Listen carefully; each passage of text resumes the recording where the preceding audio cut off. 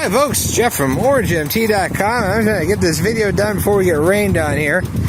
But that's not a sewing machine running in the background. This Subaru has just a little bit of a tip to it. And that's why we're selling it cheap. It's only got 147,000 miles on a 1995. Now 1995 was the first year of this body style Subaru. And this one has the optional all-wheel drive. So it is an all-wheel drive Subaru. Aren't they all standard? No, it wasn't standard until 1996 when they figured out that the most of the money they made was an all-wheel drive car. So, but 1995, this was the legacy model. And then in 1996, they also came out with the Outback. And this is the non-Outback. And you can tell that because it doesn't have the extra hump in the roof. And it has the 14-inch tires and wheels instead of the 15s. The 14 there. And it doesn't have quite the lift kit that the Outback package had. But the Outbacks weren't any good in 1996 because they had 2.5 dual cam. And they had a lot of problems, like head gasket problems and all that.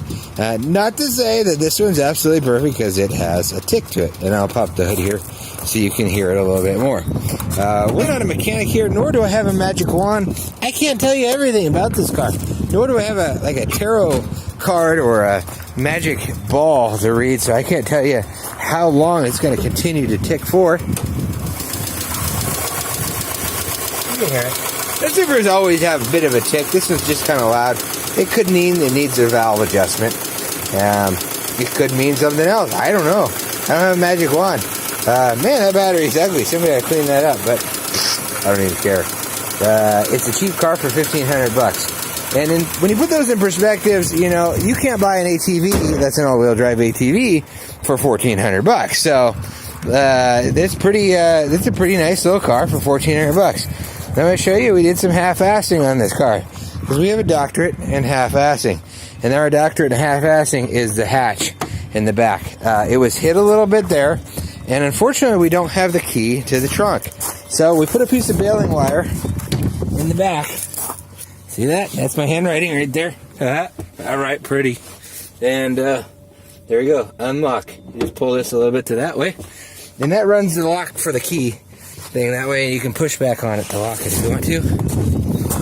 And now, voila! Now it has a back end that opened. It didn't open before. And it was locked shut and we couldn't get to the lock. So we put that on there just so you could do that. We didn't hurt anything. If you get a key lock cylinder or a key made for it, well, then you'll have one that works. Also looks like it's missing the jack and the spare tire. So just so you know, what I know, what you know is what you know, and I know what you know. And because we care about our internet shopping customer, I'm going to tell you everything I know about a car. Obviously the tick, obviously there's a little bit of a dent right here, so obviously you got a little dent up in here. I don't want you to drive halfway across the country and show up at my door and be disappointed that I'm not selling a brand new Subaru for $1,400. Now people want to know, when's the timing belt change? I don't know, but do you think I would sell a car that just had $1,000 worth of work done to the engine for $1,000? Probably not. No, not at all.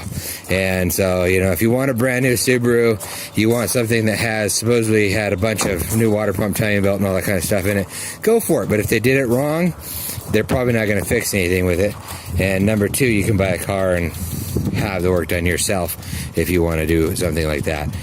But everybody wants something for nothing. And the phone rings off the hook. When was the timing belt? I don't know. Don't know when it was done, but it's still running and driving, so you could have it done and have the timing belt and have the head gaskets done. You could have the fender replaced. You could have it repainted. You could change every fluid on it. You could put new windshield wipers on it. And if you hit a deer, it's still going to be a wrecked car at the end of the day. So, you know, you can put all the money you want into a car, but it goes from point A to point B if you're like me. That's the way we drive them. And come check this one out, 370-5466. It's not our only Subaru.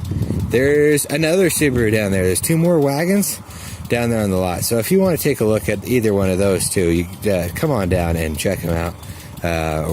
We're open by appointment only. So if you got money and you want to take something for a test drive, we will let you take it for a test drive.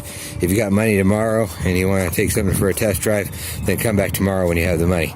So thanks for tuning in. So like and subscribe us on YouTube and Facebook, whatever.